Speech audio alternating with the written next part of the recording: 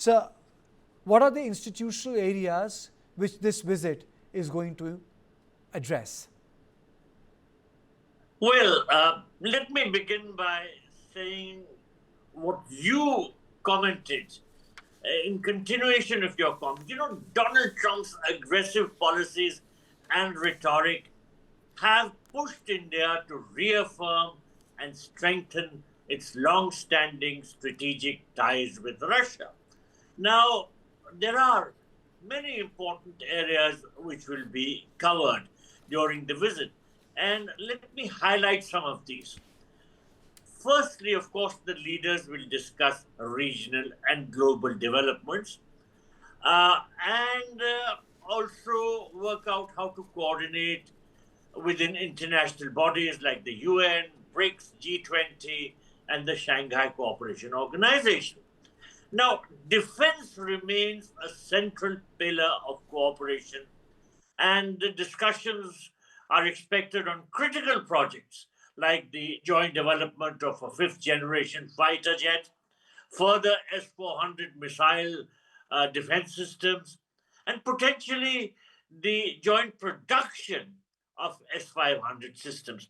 So the two sides are likely to move forward with defense projects, and this is very, very important, including potential deals for fighter jets and missile defense systems.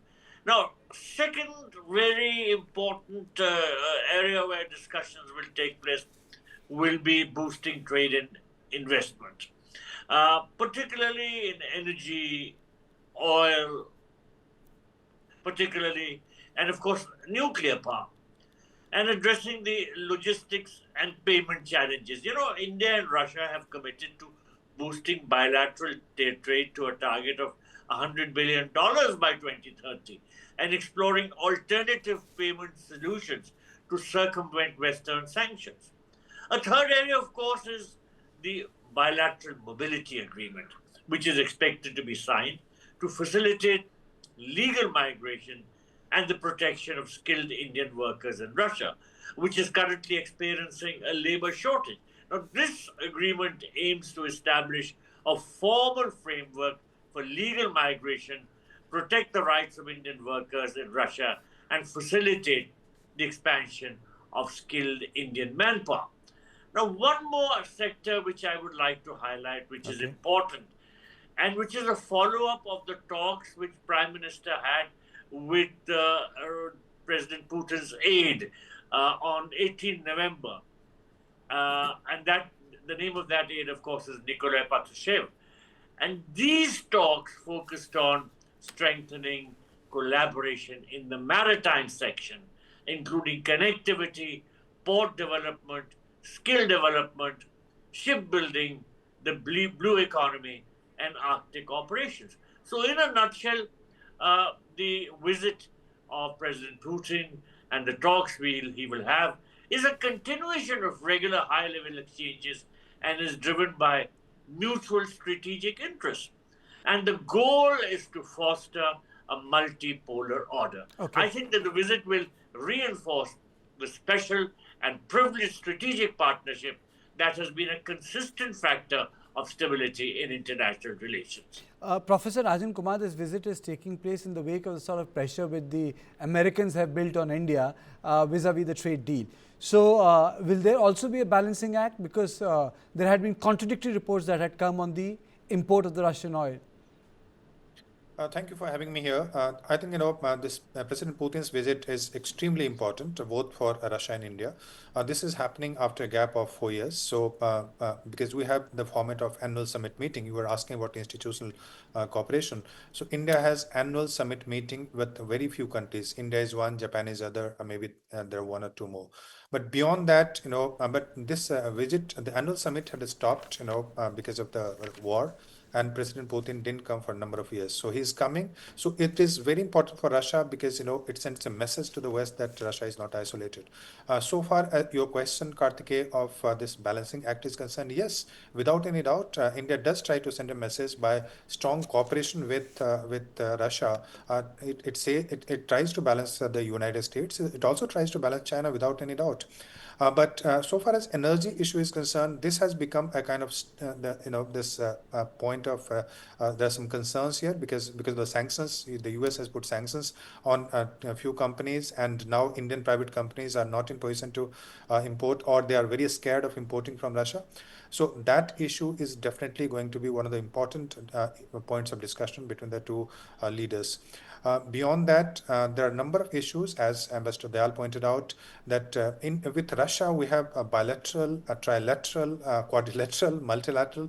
We have several types of institutional cooperation with Russia. It's extremely comprehensive.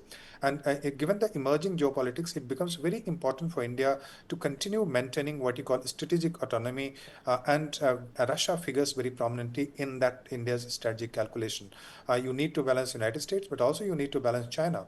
And Russia also does the same thing, because Russia also uses India to balance China and have a favorable atmosphere in the Eurasian continent. So act of balancing is there, and there are likely to be, this visit is symbolic as well as substantial. Substantial issues have been pointed out very rightly by Ambassador Dayal, where he said the defense cooperation is one of the key pillars of Indo-Russia relationship. But beyond this what you call defense partnership, there are also other issues which might figure out. For instance, the sanction. How do you kind of circumvent the issue of sanction which has been imposed by United States? And it doesn't stop there. Tomorrow, United States might decide to this sanction even the defense companies. So how do you deal with that? So that's a challenge, and both the leaders will certainly be discussing this how to get around this issue of sanction. Beyond that, there are geopolitical issues, the issue of what do you call it, the Russia-Ukraine conflict, or what is happening in Israel and Gaza, etc. So these are the important issues, and then of course multilateral cooperation, RIC, this BRICS, Shanghai Cooperation Organization. So all these issues will figure prominently in the discussion.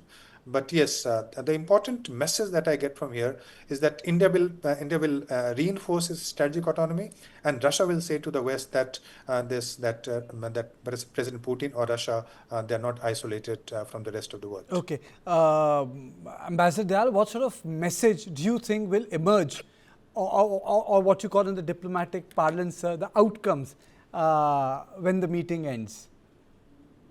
Well, I think the message that will go across is that India considers the visit of President Putin as highly significant, and India wants to reaffirm and strengthen the special and privileged relationship which it has with the Russians, which are in the nature of a strategic partnership.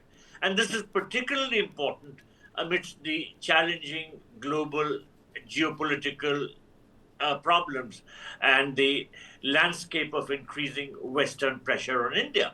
So therefore, the summit which will be taking place will be the 23rd. But in the context of global politics, it will send out a very special signal, and that is India attaches a lot of importance to strategic autonomy, and therefore it wants to balance the relationship between Moscow and Washington. Okay.